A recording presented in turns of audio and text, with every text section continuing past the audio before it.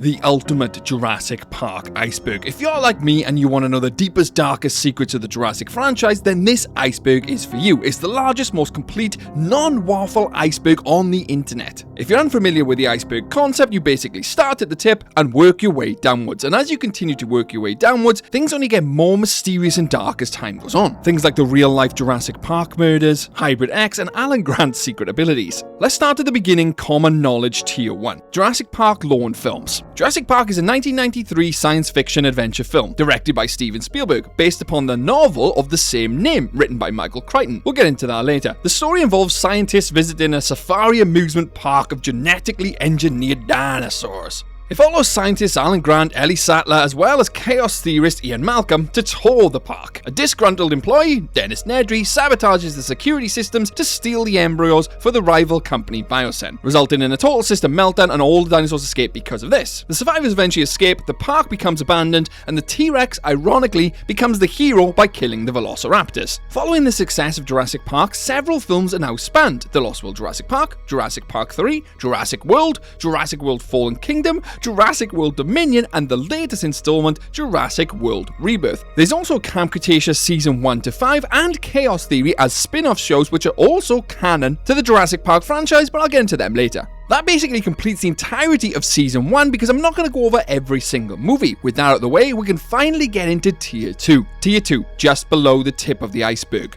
Now things slowly start to get a little bit more chaotic and dark as time goes on, and this tier will prove it. Ian Malcolm's death. The original novel Jurassic Park by Michael Crichton, which the film is based off, actually has Ian Malcolm die by the end of the first book. Just like the film, Ian Malcolm breaks his leg and he's administered morphine, although for the rest of the novel, he's actually giving rants in a delirious state while attempting to help the others survive. His condition, though, eventually deteriorates, and by the time the Costa Rican Air Forces finally arrive at the end of the novel, he was declared dead. This obviously left many people confused because he comes back at the very beginning of the Lost World novel. It's then explained that the declaration of his death was actually premature and he was alive all along. Jurassic Park novels versus the film. It's no secret that the film Jurassic Park and the sequel, The Lost World Jurassic Park, were based on the novels. However, there's some pretty massive differences. Michael Crichton's book is actually far darker and more detailed in every way. And with the sequel book, The Lost World Jurassic Park, completely different to the movie. We'll get into that later. Key changes from the novel to the film is that John Hammond's character in the novel is an evil, greedy, delusional businessman. Doesn't even care for his grandchildren at all, and eventually dies by the end of the film. The children, Lex and Tim, their ages and roles are completely reversed. In the book, Tim is the older, tech-savvy dinosaur expert,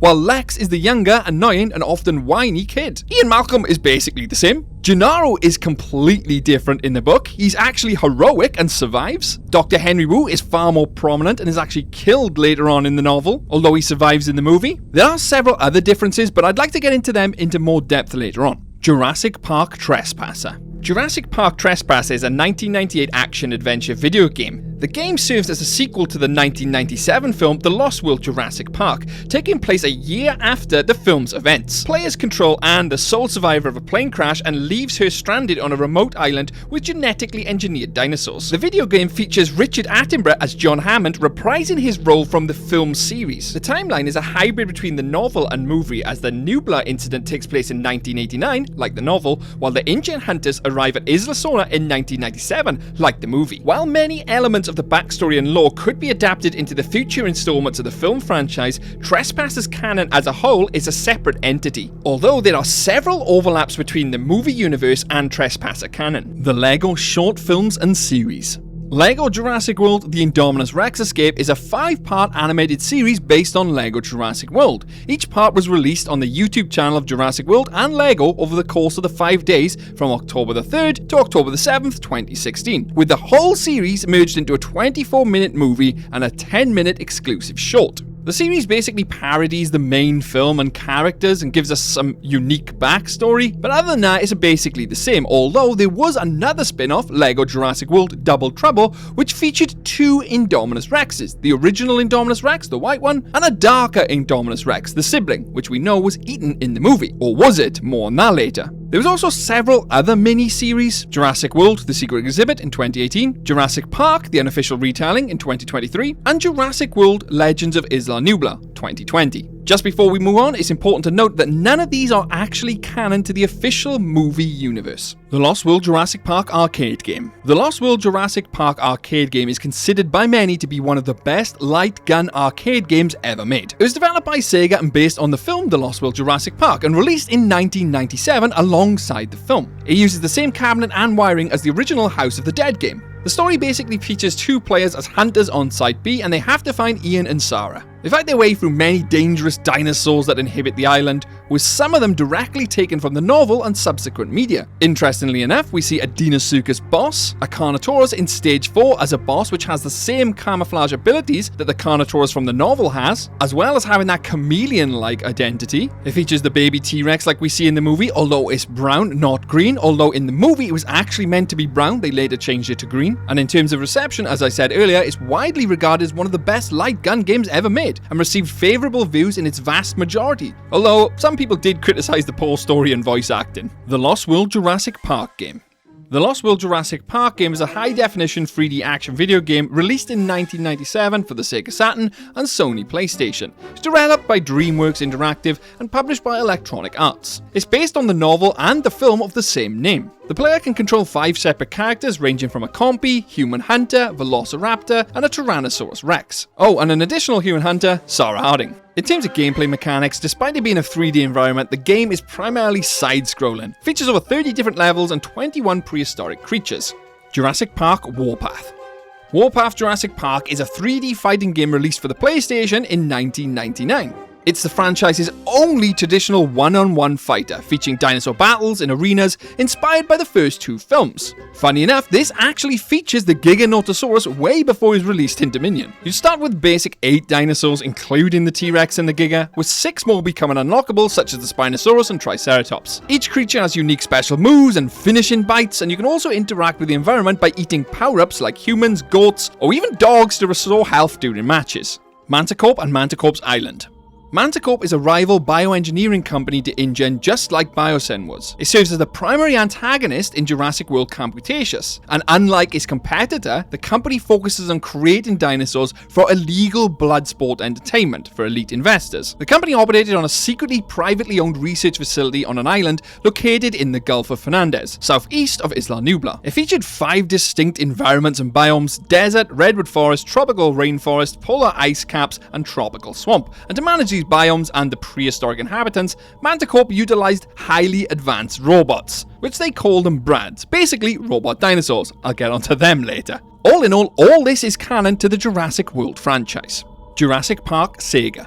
Jurassic Park on Sega consoles spans multiple unique titles, ranging from the famous 1993 Genesis platformer to the point-and-click CD adventure and multi-character 3D of the Lost World Sega Saturn. Unlike Nintendo versions, Sega's games were largely developed internally, often featuring more mature elements from the original Michael Crichton novel. Because of this, some fans actually preferred these games to the movies because of their darker theme. You have the 1993 original, which was the side-scrolling action-adventure where you play as either Dr. Alan Grant or the Velociraptor. You have the Jurassic Park Rampage Edition in 1994. It's a direct sequel with faster combat, more action, and introduces more mechanics like Grant riding dinosaurs and ziplining. And then you have the 1997 The Lost World Jurassic Park, with an isometric view, hub areas, and mission objectives, featuring vehicles as well. The most unique of them all, though, was the Sega CD Adventure, first-person point-and-click game where you have 12 real-life hours to retrieve 7 dinosaur eggs. It features video clips of real paleontologist Dr. Robert Baker providing educational facts.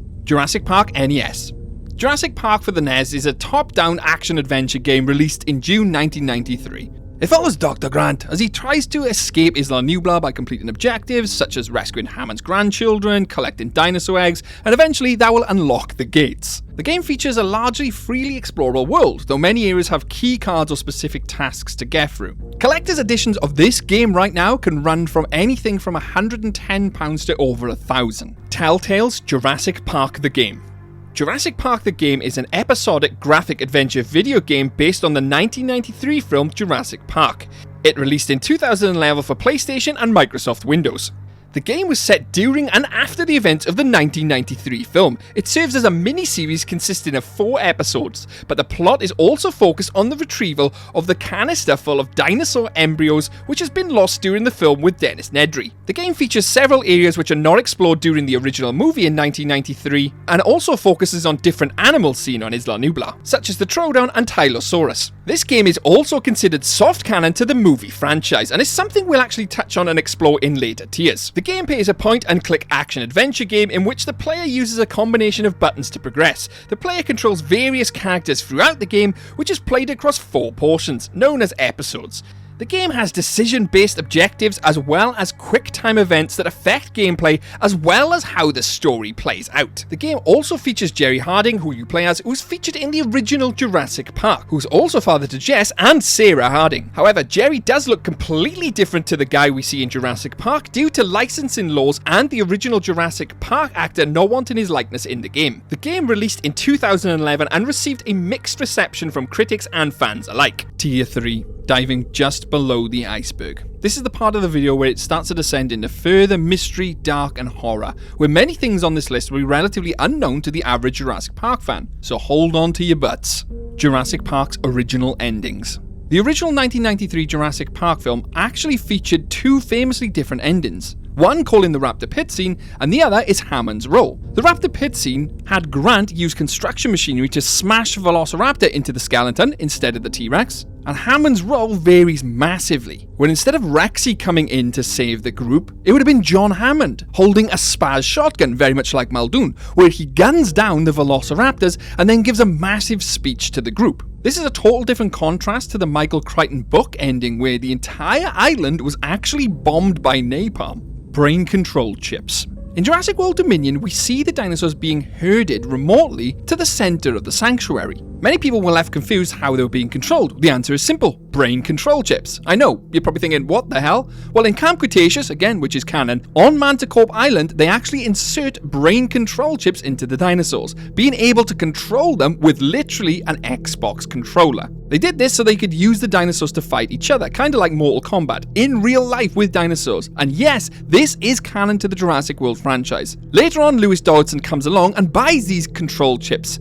although modifies them subtly so he can use them on his dinosaurs like we see in the herding scene in Dominion. Miss Kirby creates the Indominus Rex. This is a fan theory that Amanda Kirby from Jurassic Park 3 is indirectly responsible for the creation of the Indominus Rex. Basically, in Jurassic Park 3, Amanda Kirby leaves the Pteranodon cage door open, allowing the Pteranodons to escape. The chain reaction is that this incident leads to InGen hiring Vis Hoskins to handle the escaped animals, positioning him to work with Dr. Henry Wu, and the chain goes on. The Ibris project, which then goes on to create Indominus Rex. Thus, Amanda Kirby creates the Indominus Rex, although there's a massive problem with this. The Pteranodons were always outside of the aviary. In Jurassic Park 3, sure, we see the door being left open, but the Pteranodons had always been out of that aviary anyway, as we seen in the Lost World Jurassic Park in the very end. A Pteranodon swoops in. This is in 1997, pre-Jurassic Park 3. Thus ends the Amanda Kirby Indominus Rex theory. Dennis Nedry's original death scene. We all know how Dennis Nedry dies in Jurassic Park. The Dilophosaurus spits venom in his eyes and then eats him alive in his car, right? But the original death scene and the novel death scene were far more different. In Michael Crichton's Jurassic Park novel, Dennis Nedry's death is significantly more graphic and prolonged than the film version. You see, Nedry's actually confronted by an adult Dilophosaurus, much larger than the film's version. The same thing happens, he gets blinded and starts staggering, and then Nedry feels a soaring pain in his belly.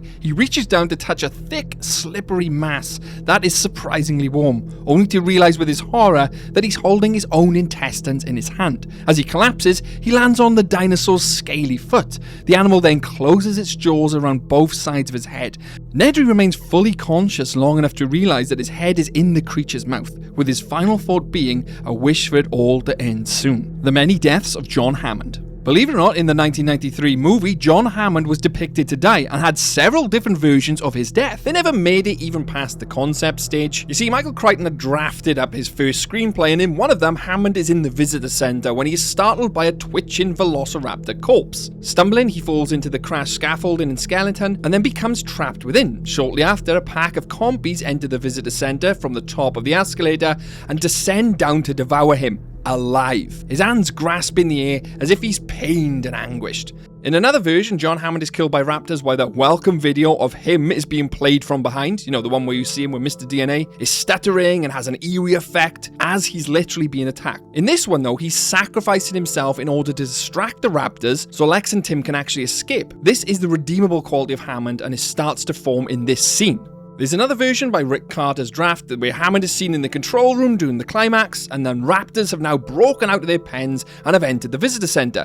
John Hammond, with an incubated egg, which he plans to take with him upon leaving the park to save it, in quotation marks, hears Lex screaming downstairs. He opens the door to the control room to help, but is greeted by a raptor. Hammond falls backwards, crashing on a tabletop model of Jurassic Park as the raptor digs its claws deep into his chest. The incubator shatters on the floor, breaking one of the eggs, while another remains unharmed. There are other versions of the death as well, where Hammond is simply left behind on the island, either by his choice or by accident. There's some art and storytelling of these ideas obviously seen on screen, and they were done by the art director John Bell. Masrani Backdoor. The Masrani Backdoor was a hidden computer terminal on the Masrani Global Viral website. By entering specific passwords, most famously indominus, fans could access classified InGen archives and expand the lore beyond what was seen on screen. I myself have done this in several videos.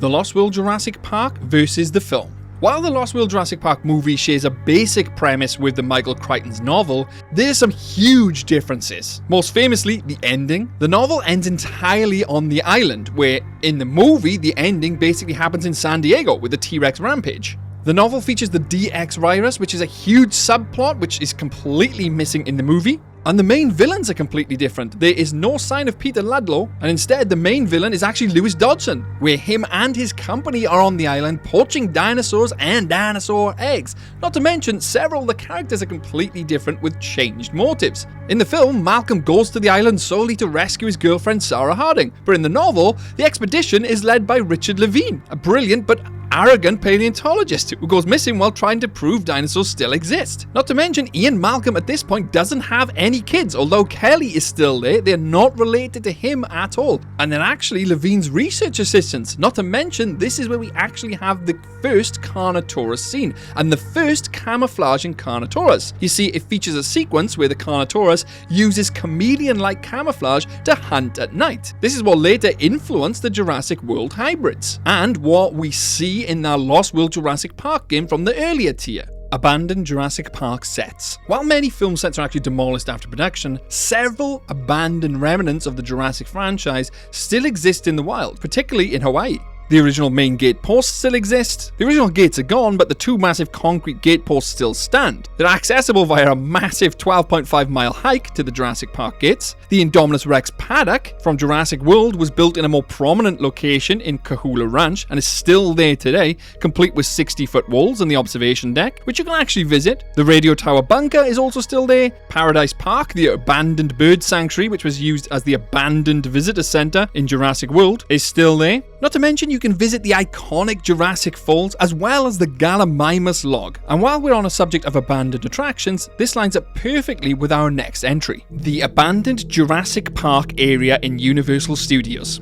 Many people around the world have more than likely visited Universal Studios Orlando, and when Universal expand and want to create new rides, they have to make more room and shut down others. But that wasn't the case with this area. It was left abandoned and left to rot. It was boarded off and sealed away from the public, and nature eventually reclaimed this section of the park. Very much like the section in 2015's movie Jurassic World, where we see the old gang going into the original Jurassic Park area. It's completely overgrown, and that's what this was like in Universal Studios Orlando. Heck, I never even knew about this, and I've been going to Universal Orlando every year. But up until that point, you could access everything, all the old props, the old areas, completely overgrown. It gives it a very spooky feel. Nothing was taken away. All the old animatronics were still there. You can clearly see them in this clip here. The original paving and pathing is still there. The lighting, sounds, signs, everything is still there. Well, it was until they demolished it all to make room for the velocicoaster. Very little is known as to what's happened to all the old props and animatronics, or whether parts of this attraction are still accessible. Originally, the attraction was built for you to go on kind of like a little tour where they take you behind the scenes. You see a Triceratops which is supposedly sick in one of the sheds,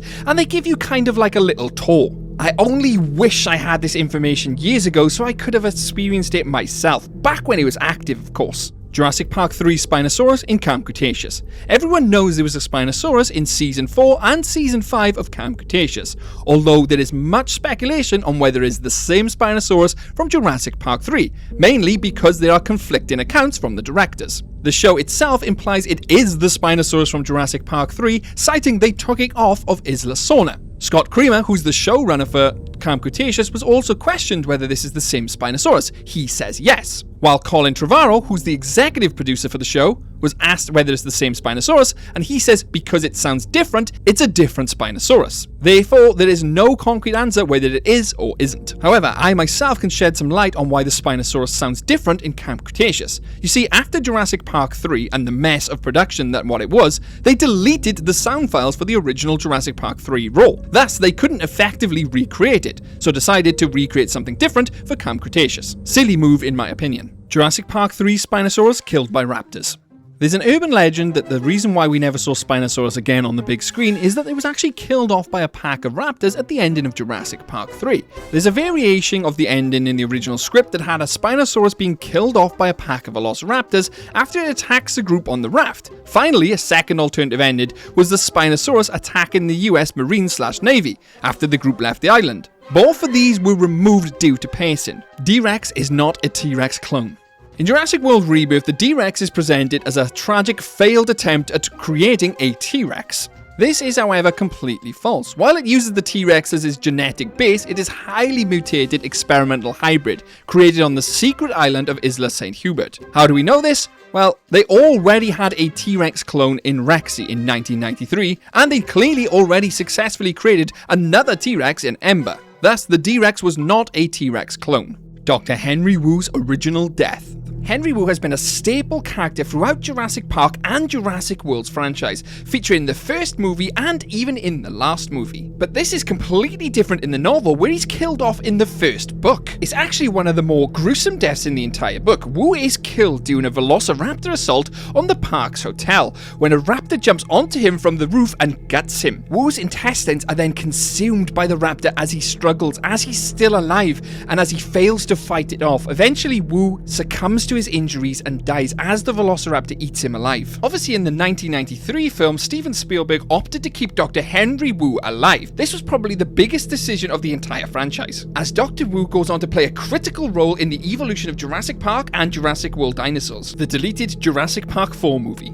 Before Jurassic World became, well, Jurassic World, Jurassic Park 4 was already being worked on with Joe Johnston back in 2004. It was later abandoned due to the way the story was going to pan out and how disturbing and crazy the original Jurassic Park 4 story was. Following on from Jurassic Park 3, the idea was to push the sequel into a bold new territory, focusing on human and dinosaur hybrids. They did eventually go the hybrid route, but purely dinosaur, but in Jurassic Park 4, they were going to splice human DNA with dinosaur DNA and create military fighting machines. This storyline in itself is rather creepy and spooky. The story was written along with concept images as you've already seen on screen. The militarized animals were quite literally dinosaur soldiers, hybridized with human DNA and canine DNA, and from the latest art it turns out that they were cyborg human / raptor hybrids as well. Very, very bizarre. These core concepts, however, were never fully abandoned, as in 2006, Universal Pictures and Art Asylum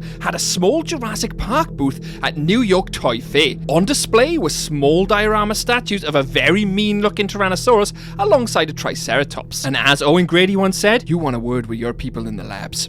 That's no dinosaur." Nick Van Owen and Roland Temple's disappearance. Nick Van Owen was one of the main protagonists in the Lost World Jurassic Park, but he simply departs Isla Sorna on a rescue helicopter and never returns to the franchise, effectively vanishing from the narrative after the second act of the Lost World Jurassic Park, often cited as a huge mystery. He was clearly a known figure in the universe because Roland Temple actually says, "You're that Earth First, aren't you?" See, the most confusing thing here is, being affiliated with Earth First and Greenpeace, we would have likely seen him come back with the DPG, just like we see in Fallen Kingdom, where we see Claire and all the other activists trying to save dinosaurs. That's likely where we'd have seen Nick Van Owen. But for whatever reason, Nick doesn't return at all. There's no clear ending. There's a likelihood theory that he could have faced legal consequences for his eco-terrorism and sabotage on Isla Sorna. This would explain why he's never referenced or seen again in later installments. As for Roland Temple not reappearing, well, that's pretty self-explanatory. He boards the rescue helicopter at the very end and refuses further employment because he, in his words, had spent enough time in the company of death. However, there is an Easter egg on him. In the Dino Tracker website for Jurassic World Dominion, it mentions a tempo as a potential dinosaur wrangler for hire for Biocen, suggesting the family name survives in the industry.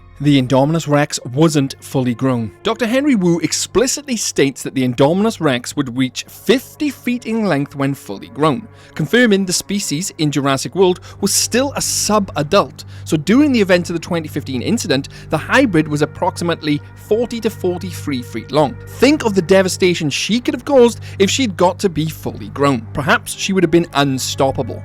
Tier 4. Heading to the base of the iceberg. Things in this tier are pretty obscure and a few of them are considered lost media.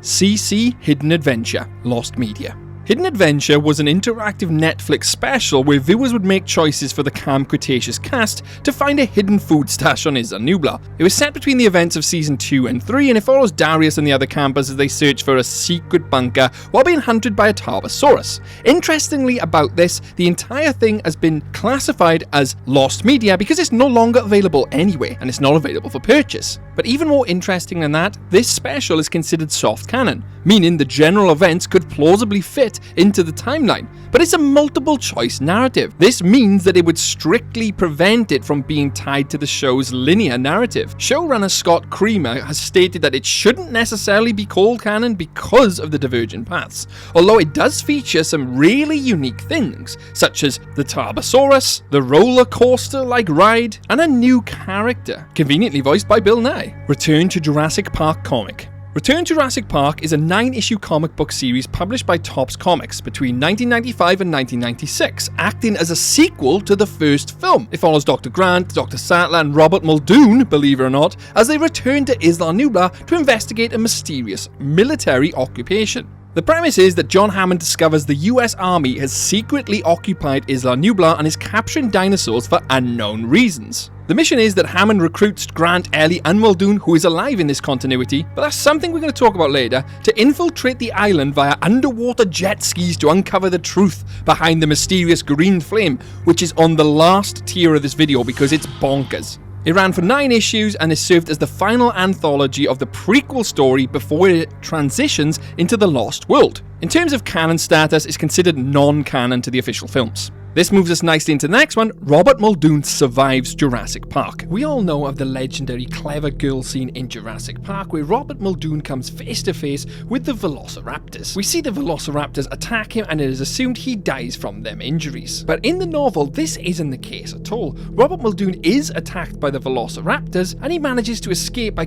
squeezing into a pipe that was out of the velociraptor's reach. Muldoon ultimately managed to survive, leaving the island with the rest of the survivors. And not only that fact, in all versions of the script except the final version used for the film, Robert Muldoon actually survived the Isla Nublar incident, so he was originally intended to survive all along. This has led many people to actually theorize that Robert Muldoon survived and left the island of his own accord or was rescued by the InGen cleanup team. Spinosaurus babies in Jurassic Park 3.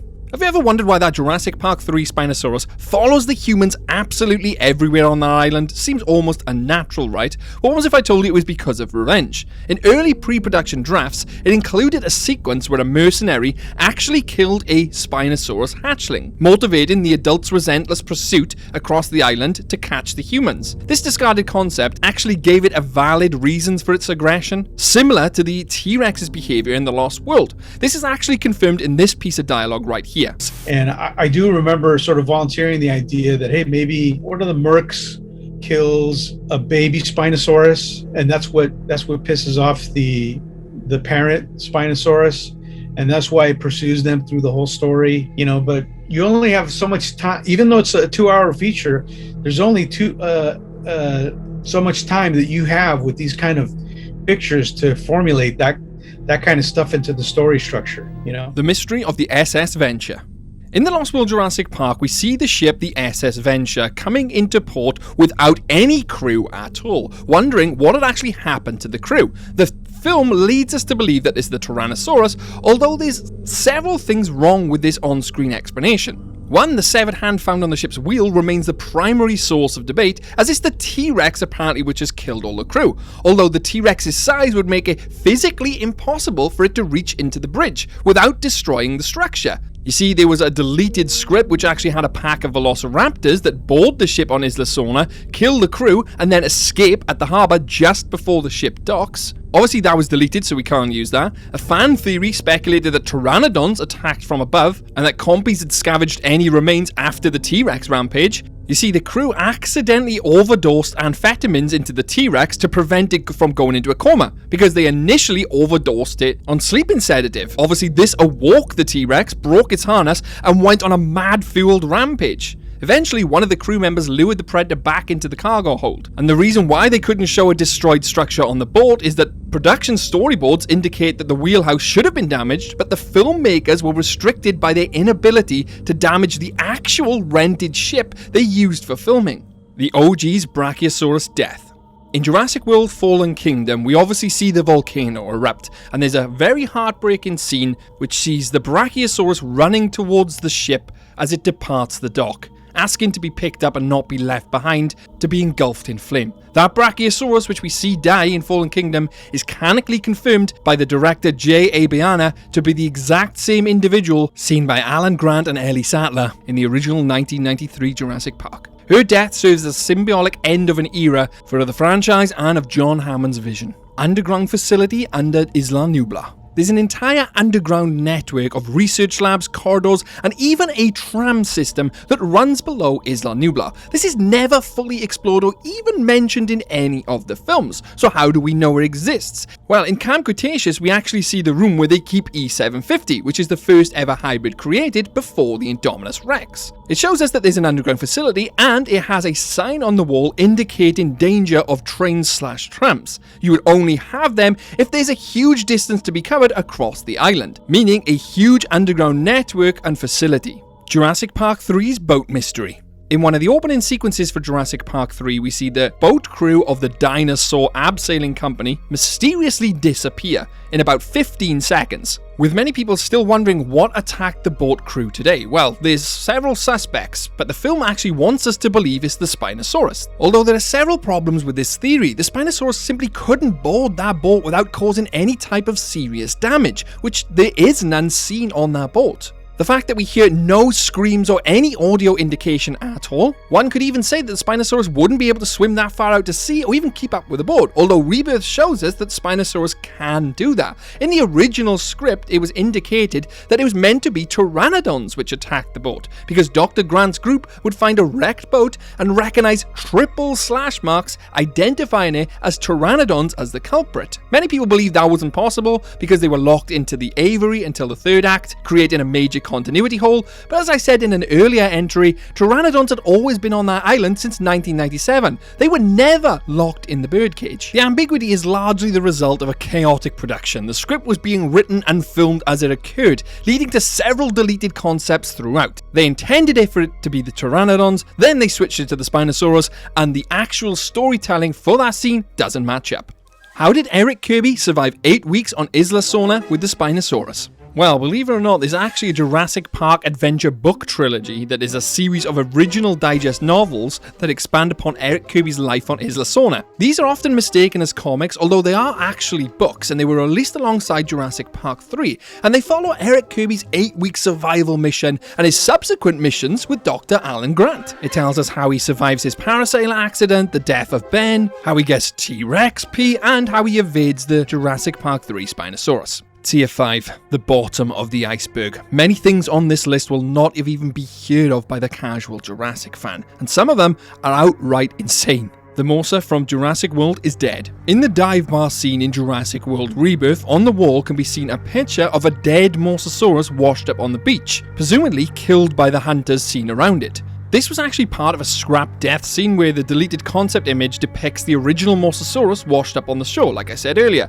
These were intended to show the aging of the original park dinosaurs, but were not used in the theatrical release, and was also confirmed by one of the artists saying this isn't the beloved Jurassic World Mosasaurus. You see, Rebirth features two Mosasaurus, the one we see in Rebirth and the one we see in Jurassic World. One of them controls the Atlantic waters and the other one controls the Pacific, while both looking physically different. The cat Stegoceratops.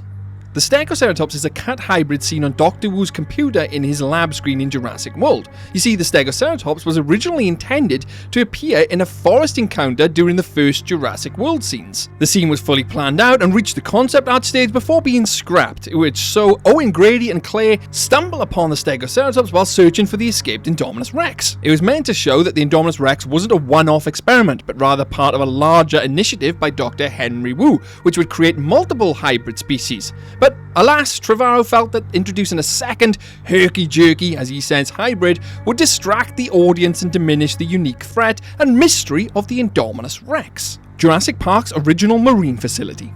Jurassic Park's original marine facility was a Phase 2 attraction intended to house marine reptiles like the Mosasaurus and Tarbosaurus. While it never appeared in the original films, it is a major setting in Jurassic Park the game, featuring an underwater observation and research lab. Before the release of the 1993 movie, we also had various concept arts depicting all kinds of aquatic animals and dinosaurs. John Hammond himself even references that various other water aquatic attractions will come online several months after they open in the dino scene. Exploring this in detail is a huge video on itself, and I've done several of them on the channel, so I highly recommend checking them out after this. You won't be disappointed. The 1994 cleanup operation. After the events of the 1993 film in Jurassic Park, many people wondered what actually became of the park up until Jurassic World. Well, there was actually a 1994 cleanup operation. You see, InGen conducted a secret cleanup operation of Isla Nublar to assess damage, deconstruct sensitive facilities, and catalogue surviving dinosaur population, following from the 1993 incident. The mission revealed that the Lycian contingency had failed, and an epidemic ecosystem was flourishing, and multiple species were breeding in the wild, particularly amongst the velociraptors, who were also able to change sex. All of this documentation was found on the viral marketing website, the DPG,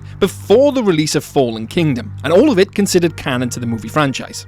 Operation Clean Sweep. Before the 1994 cleanup op, InGen actually considered Operation Clean Sweep, which was a top secret plan to terminate the remaining dinosaurs using nerve gas. The goal was to discreetly rid the park of unpopular or dangerous animals to mitigate the legal and corporate responsibilities, as well as the liabilities. You see, this came from early promotional material websites, and it hinted that the operation was a success, although official canon confirms it was ultimately called off and abandoned. The white indoraptor. Whether you loved it or hated it, the 2018 Jurassic World Fallen Kingdoms addition to the Jurassic World franchise introduced one of the most prolific hybrids ever known, and that was the Indoraptor. The Indoraptor is inspired by some of the most well-known monsters of the horror genre and shares several similarities. The Indoraptor was the first confirmed male dinosaur in the entire Jurassic Park franchise. It is depicted as a vicious, remorseless killer and is showed in a cage on its own, but this wasn't always the case. Originally, there was going to be another Indoraptor,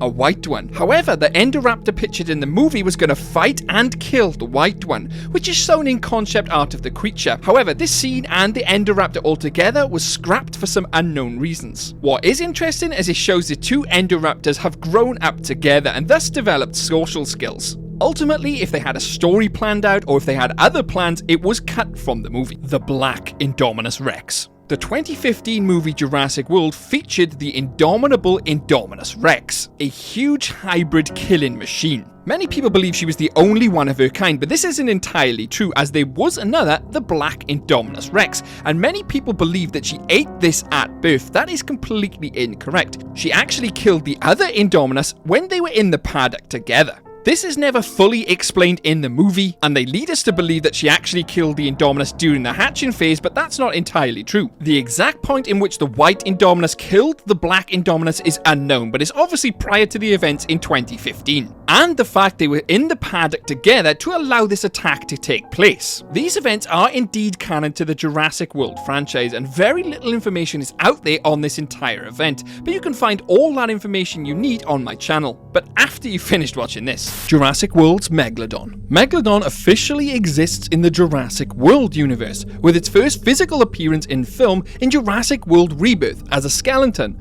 While the live shark is yet to appear on the big screen, it is a prominent apex predator in the franchise video games, including Jurassic World Evolution 2 and Jurassic World the game. It's also heavily implied from characters in Rebirth's film that live specimens may still roam in the open ocean, with dialogue referring to avoiding a live one when discussing marine carnivores. The original Jurassic Park Survival. Everyone knows by now the upcoming video game Jurassic Park Survival, still yet to have a physical release date, but did you know there was actually an original Jurassic Park Survival which was cancelled in 2001?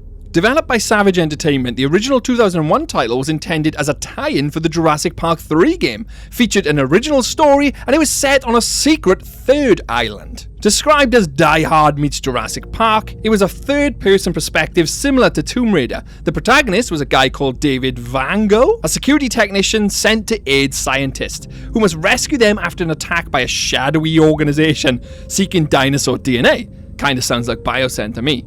Universal was dissatisfied with the game's progress and animations, and payment disputes between Savage and Universal ultimately led to its abandonment. Obviously, fast forward 20 years and they revived the project under the same name but a different premise. Ray Arnold's cat death scene in Jurassic Park. We all know Ray Arnold in the movie. He's the guy who says, "Hold on to your butts," constantly chain smoking, and the guy who can't hack into Nedry's PC. But we also remember he's the guy who first goes to the maintenance shed and never returns, only to give Ellie a lovely pat on the back. Now, there was an entire sequence that was meant to be filmed showing his death. We would potentially got to see how Arnold would have lost his arm and his leg, because believe it or not, there was a sequence that Ellie would actually stumble over his corpse. That's how she ends up with the twisted ankle we see. You know, where she's going through the bunker, she looks like she's actually dragging her foot behind. That's because she twists her ankle falling over Ray Arnold's corpse. They actually had the prosthetic of his leg made. They couldn't show any of this because during filming, a hurricane actually struck. The footage you see of all the waves and rain hitting the island, that's actual real life footage of them on the island and the hurricane. They flew all the actors off the island, and because they were so strapped for time, they couldn't fly half of them back. So Samuel L. Jackson wasn't flown back to shoot that scene.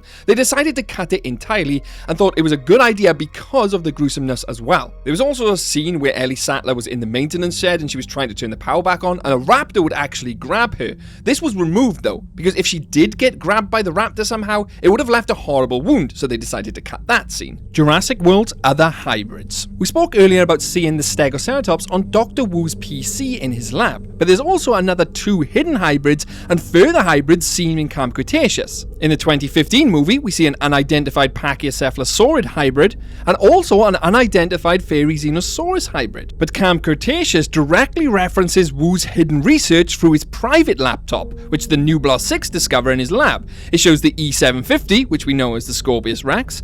It also then shows numerical code names, with the labels such as W600, N61, and A055, confirming a system of organised secret hybrid research that extended beyond the animals seen in the park. We also know there was a Spinoceratops hybrid, but I'll come on to that later. The novel's DX virus.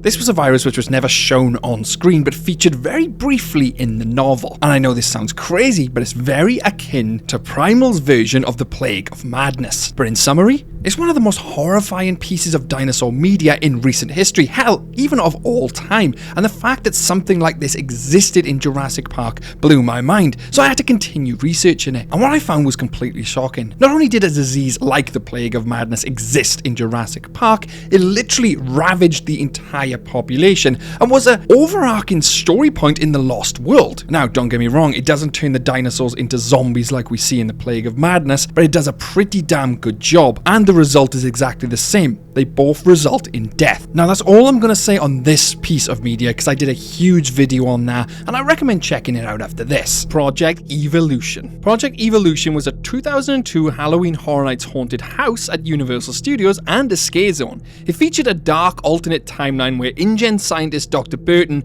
had created terrifying human dinosaur hybrids. The attraction had literally transformed the Jurassic Park area into a horror-themed Jurassic Park extinction zone. It was an interactive walkthrough experience experience located in the Triceratops Discovery Trail at Universal's Island of Adventure, and it depicted a scenario where the power was lost, dinosaurs had been rampaging, guests encountered the twisted monsters from Dr. Burton. This was likely in anticipation of the release of Jurassic Park 4's announcement. You know, the one I talked about earlier? The scare zones would feature the Dilopho Man, Pterodactyl Man, the Grenebu, who we talk about later, and Therizinosuaurs Man. Alas, as Jurassic Park 4 was cancelled, Halloween Horror Nights never did this attraction again.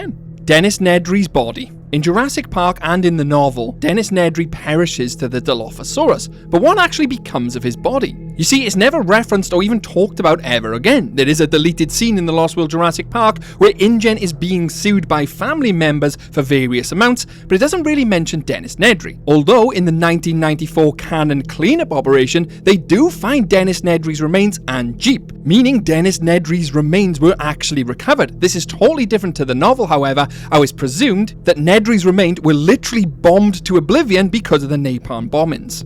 Owen Grady in the original Jurassic Park and Jurassic Park 3. There's a wild theory out there that the original turkey boy from Jurassic Park actually grows up to become Owen Grady. There's very little proof or evidence to this theory, just purely a fan theory, but we also have a theory that Owen Grady was in the Marines during Jurassic Park 3 and was one of the original Marines in Jurassic Park 3 with Vis Hoskins, who land on Isla Sorna to rescue the cast in Jurassic Park 3. The dates and timelines match up for Owen to be in the Marines during the time Jurassic Park 3 takes place, which is 2001, and would make Owen relatively in his early 20s. And with Jurassic Park taking place in 1993, it could be plausible and possible that he was the turkey boy. Tier 6, way below the iceberg. There's some pretty crazy stuff in this tier, and it only gets worse as time goes on, because tier 7, well, there's some pretty dark stuff on that. But let's start with Jurassic Park manga. This in itself is extremely rare, nearly impossible to track down, no English translation, and has almost completely been lost to time. You can see here from Studio Empira's video the level of art and dedication in this manga, and well, it's just breathtaking to me that a piece of art and media like this no longer exists. It had a very limited run, and there's very limited information out there on this entire thing. I know this isn't a dark media piece as such, but I found it so fascinating that I had to include it in this video. Alan Grant has psychic abilities. Now, I know you're probably thinking this is a joke entry, but I can assure you it's completely canon. You see, the perception of Alan Grant having supernatural traits stems from two main cinematic moments. One, the raptor dream. You see, in Jurassic Park 3, before Alan Grant even lands on that island and sees them quilled raptors, he has a nightmare where a velociraptor speaks to him, and thus it shows him exactly what the velociraptor looks like. He could only know what that velociraptor looks like if he'd seen one before, and he hadn't. Thus, he has psychic abilities to envision what this raptor would look like without having seen it. There's another instance, Predictive Instincts in 1993. Grant accurately describes T-Rex vision and raptor hunting patterns before ever seeing a live dinosaur. Almost like he's some kind of superhero, whereas in the novel, he figures things out through direct observation and fossil evidence as time goes on. But that raptor dream though, he must have some type of psychic ability to see that raptor in his dream before he's actually ever seen one. The military took over Rebirth's island. In Jurassic World Rebirth, Martin discovers a Black Hawk UH-60 helicopter in the trees. This wreckage serves as environmental storytelling, suggesting that a previous covert mission to the island had failed, several weeks before the main events. Based on the state of the remains and tropical decomposition, it's estimated that crash would be roughly 5 to 8 weeks prior to the team's arrival. It's likely this helicopter was from a failed InGen team attempting to salvage genetic material, similar to the missions they've done in the past in Jurassic World Fallen Kingdom, and used a special military helicopter. The full fleshed out theory of this can be found on my channel to watch after this. Rexy and Blue are both dead. The original Jurassic Park T-Rex Rexy and the Jurassic World Raptor Blue are not seen in Jurassic World Rebirth, and are hinted at to have actually perished before them events. Rexy was born in 1988, making her approximation 37 to 40 years old by the time of Rebirth, which is set in 2027. This significantly exceeds the average T-Rex lifespan of 30 years. If the lifespan wasn't a factor, the environmental factor surely was. You see, in Rebirth, dinosaurs outside of equatorial regions were described as dead or dying, and Rexy was last seen in Bioseng Sanctuary in northern Italy, which is outside this safe zone. There's also a wide rumor that the Tyrannosaurus skeleton, which appears in the film, is actually actually that of rexys. Although using my Alan Grant psychic abilities, them remains look far too fossilized to be a recent death. As for Blue, her fate remains officially unknown. Her last known location was in Nevada mountains, which is awfully cold, along with her offspring Brita. Like Rexy, Blue's survival is hindered by the global decline of dinosaurs. It could be that Owen Grady may have relocated her to move to a more suitable environment before the events of the film, but again, all this is speculation. D-Rex is the 23rd iteration. In Jurassic World Rebirth, we see that the D-Rex is actually version 23. To have version 23, it would mean there were 22 other potential versions before this, or 22 other adjustments they had made. Screenwriter David Keop noted that the 26th iteration, wherever that came from, had meant that the experiments had just got worse and worse, and as InGen had literally failed to stop at 25 previous versions. Muldoon had raised the raptors.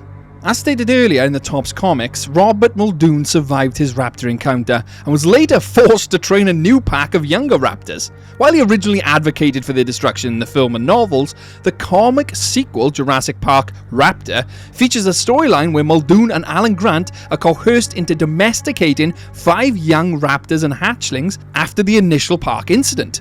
It literally picks up a few days after the park's evacuation, where Alan Grant and Ellie Sattler return to find 5 young raptors that have hatched. A mysterious group hires a hunter to capture these specimens. Muldoon and Grant eventually find themselves in a situation where they must train these raptors, named Alf, Betty and Cilia, among others, to prevent them from causing carnage during transport to Peru. This obviously massively influenced the wider lore, because this concept of trained raptors in the 1990s comics was a precursor to the Raptor Squad. You know, Blue, Delta, Echo and Charlie, seen in the Jurassic World trilogy nearly 20 years later. It's also hinted at in the comic Return to Jurassic Park that Muldoon had trained the original Raptor Squad as well, hence why they didn't kill him when they hunted him. He is the only person seen before Owen Grady with field expertise in potentially domesticating raptors. Muldoon was killed because of cancer. This one really winds me up, especially when I see it in comments trying to correct me or other fans on Robert Muldoon's death and why they killed him off in Jurassic Park. You see, it's a common fan theory that Bob Peck asked for his character to be killed off in Jurassic Park because he found out he had cancer and wouldn't be able to return. So Spielberg honoured his request and killed Robert Muldoon off, because in every other iteration, even the last shooting script, he was meant to survive. This is completely false. Robert Peck, or as he's known, Bob Peck, did not find out he had cancer until 1994, a year after the film had come out. Therefore, he would have never requested Spielberg kill off his character. His character Muldoon was not killed off for health reasons. The decision was to have Robert Muldoon die in the 1993 film, and it was a creative choice by director Steven Spielberg. You see, in 1992, Peck was in good health and performed his own stunts, including the intense crawl through the jungle. So for anyone saying that Robert requested his character to be killed off because of cancer is completely wrong, and I'd like that to stop, as it does a disservice to him and his memory. The Grebnedu.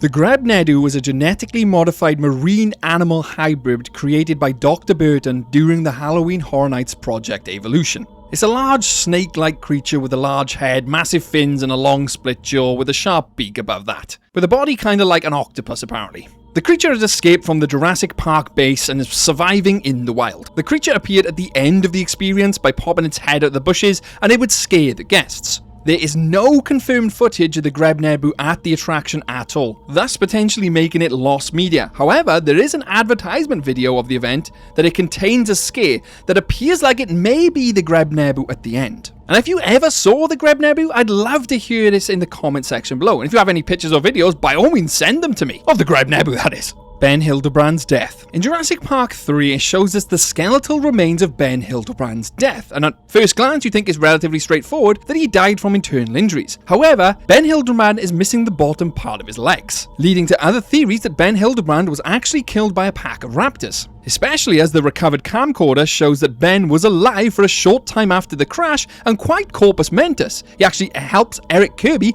unbuckle and drop safely to the forest floor, which is literally only a few meters below them, meaning any animal could get a hold of Ben if he were to stay alive. You see, in the original scripts and deleted scenes, Ben was actually meant to be attacked and killed by a pack of velociraptors, while still trapped in the tree. Eric was actually scripted to film the raptors as they mauled Ben before they then ran back into the jungle. But in the theatrical version, obviously the details of Ben's death are largely left to the audience's imagination after a brief parasailing accident. The Deinosuchus clone. A living Deinosuchus clone does not appear in Jurassic World, but the species is confirmed to have existed in the film's canon through genetic readouts and a background skeleton. We know it had its DNA by 2015 because it was used in the Indominus Rex makeup. We have also seen a dead Deinosuchus skeleton in Jurassic World Fallen Kingdom in the river, thus leading many people to believe it was actually physically cloned in Jurassic World, escaped after the Jurassic World collapse, and subsequently died out in the wild. The Doomsday Rex. The Doomsday Rex was an unused concept for a cancelled TV series. The Doomsday Rex was a kaiju-sized, multi-headed monster from the scrapped Chaos Effect or the Lost World animated series pitch, and in contrast, it would be 80 meters tall as an estimate, had 3 heads stage 1 or 2 heads at stage 2, and had 4 arms. The Doomsday Rex would have been absolutely massive in concept and would have actually violated the square cube law and would have made it biologically impossible to move. And we're on to the final tier. Tier 7. There's things in this tier list which are quite disturbing, and facts which even the hardest Jurassic fan would never have heard of. The real-life Lost World Jurassic Park game trail murders. Ernest Christie, owner of the private ranch used for filming significant portions of the game trail in the Lost World Jurassic Park, murdered a woman and stuffed her body in a hollow stump on the property. The body was probably there when Spielberg filmed on the ranch, meaning many people, including Spielberg himself, probably walked past and even filmed a dead body in the hollow stumps. The son who owns the property suspects there might even be more, which is why the ranch never give tours. Hybrid X. Images of an unknown hybrid entitled Hybrid X started to appear online late 2022, with the box art showing Camp Cretaceous-inspired merchandise, fueling the fact that this was going to be an upcoming hybrid in the hit show Camp Cretaceous. The image circulated online, creating excitement and confusion about a potential new hybrid dinosaur. I myself even came across this, but decided to dig down the rabbit hole and was one of the first to expose the Hybrid X image as actually fake. All in all, just a massive hoax. D-Rex seen crying. The D-Rex in Jurassic World Rebirth is indeed seen crying in the film. While many fans have debated whether these tears are emotional, several theories and director insights explain the specific detail. Director Gareth Edwards intended the audience to feel sympathy for the creature, so the tears were included to suggest that its rampage is driven by pain and suffering rather than pure malice. I myself came up with a photosensitive theory, that it actually is highly photosensitive and its eyes actually water/cry when exposed to bright lights, such as the car headlights or flares, which also cause it to react aggressively to those light sources. Not to mention, it's a genetically modified mutant and might be in constant pain, as well as having respiratory issues. This is one of my popular theories on the channel, and I highly recommend watching it after this because it's a really good theory. The adult Dilophosaurus. The entirety of the movie franchise, we see the Dilophosaurus as a small, hooting dinosaur which spits venom. This is a massive stark contrast to the novel Dilophosaurus, which show it as its true intended size, a pretty hulking dinosaur. Leading to the debate that is the Dilophosaurus we see in Jurassic Park and World actually juvenile Dilophosaurs? Well, in fact, I can confirm that is 100% the case. The Lost World Jurassic Park actually shows us and indicates there are fully sized adult Dilophosauruses, indicated by this still here, which is found on one of their scanners, indicating the fully sized adult Dilophosaurus is canon to the Jurassic Park and World universe. We are just yet to see it. The Rexy animatronic killed someone. The original animatronic from Jurassic Park 3 famously used to come alive on its own, due to rain-induced malfunctions. You see, they would pour so much water on it that it would actually start to malfunction, move around uncontrollably on its own, and they had to famously dry it out between takes to even get it to work sometimes. This led many people to believe that someone was killed during its operation. That is untrue. However, a crew member named Alan Scott was nearly crushed to death inside its jaws during production. The accident occurred while the animatronic, nicknamed Roberta, aka Rexy, was being prepared for filming.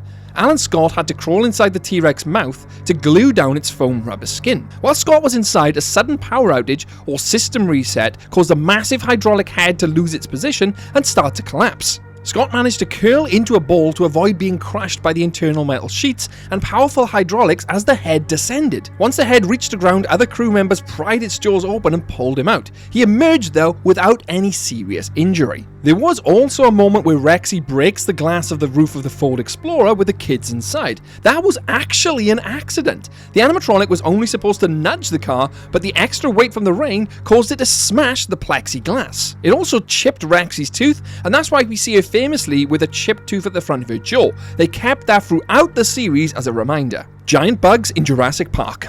When you think of Jurassic Park, what do you think of? Dinosaurs, right? The last thing you think of are giant, creepy, crawly bugs. Well, in Jurassic Park the novel, there are giant bugs. Specifically, a huge giant dragonfly, which is seen in the Brachiosaurus paddock. Not to mention, a saber-toothed tiger crops up in Camp Cretaceous. If they had giant dragonfly bugs, what else did they have in Jurassic Park? Shadows is canon in Jurassic World.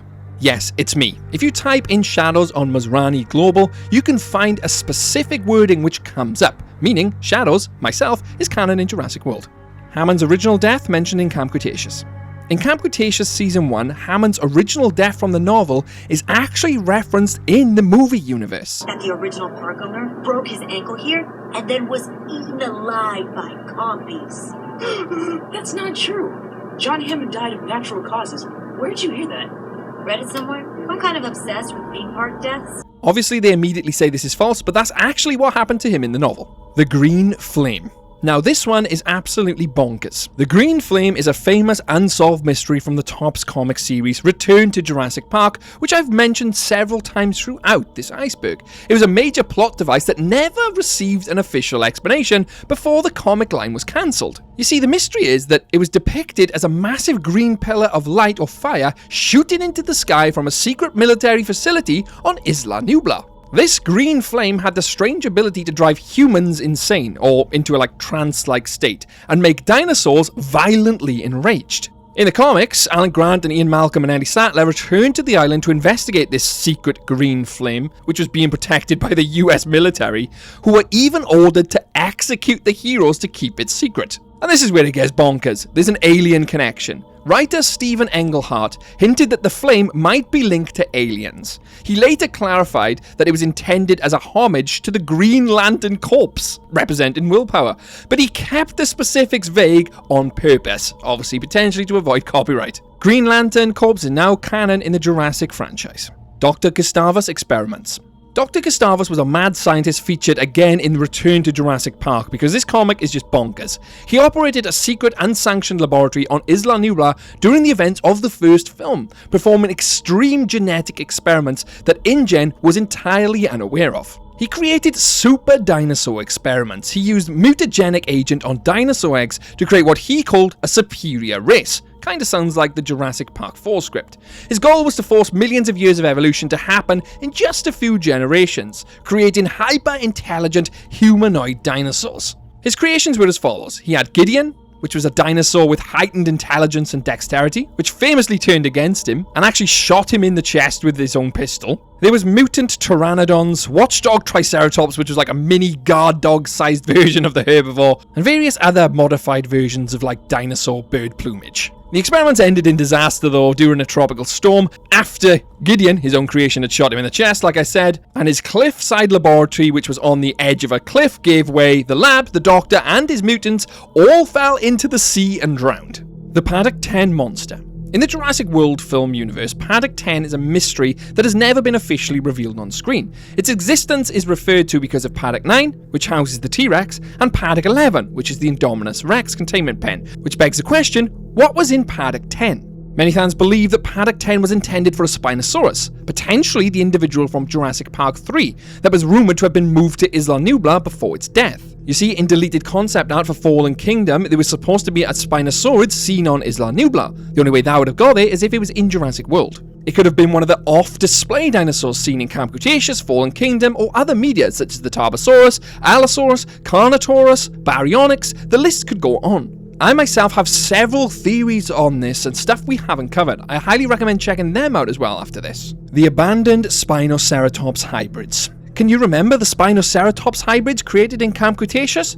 No? What a surprise, because they were completely abandoned after it, despite being canon to the franchise. These two featured prominently in the Camp Cretaceous Season 4 and Season 5 plot, and then were suddenly poofed from existence despite being highly valuable hybrids, and now they just disappeared into the ether, never mentioned again after Camp Cretaceous. Unlike the other concept hybrids such as the Stegoceratops, the therizinosuaurs hybrid, which never made it onto the screen, these Spinoceratops did. We all know what happens to the Indominus, she dies. We all know what happens to the Indoraptor, he dies. They're the only two confirmed hybrids really in the franchise. Obviously apart from Scorpius Rex, which obviously dies. But this Spinoceratops, completely forgotten. Why? Well, who knows? Maybe they have a plan for it upcoming in the future. But at the moment, it's buried and left forgotten. If Dennis said no theory.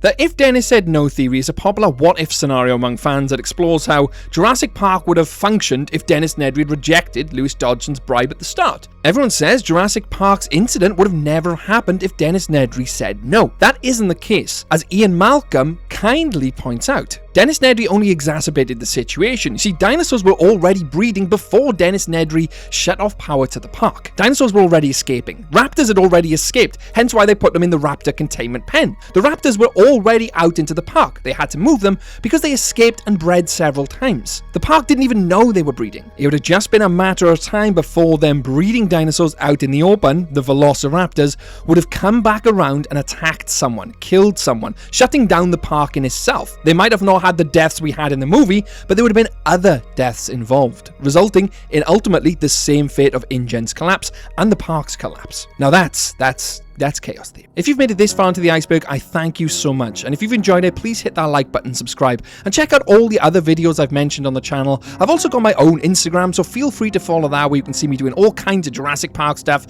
cosplay stuff, you name it, I do it. So go and give that a cheeky follow as well. A massive thanks to the YouTube members who are on screen now who help make these videos possible. DVM Wannabe 1018, Coco Goat Legend, and our Jurassic CEOs Joseph Frost Ghosts, Zarcadian, and Call of Duty Chocolate. And if you came across a velociraptor out in the open, could your day go any worse?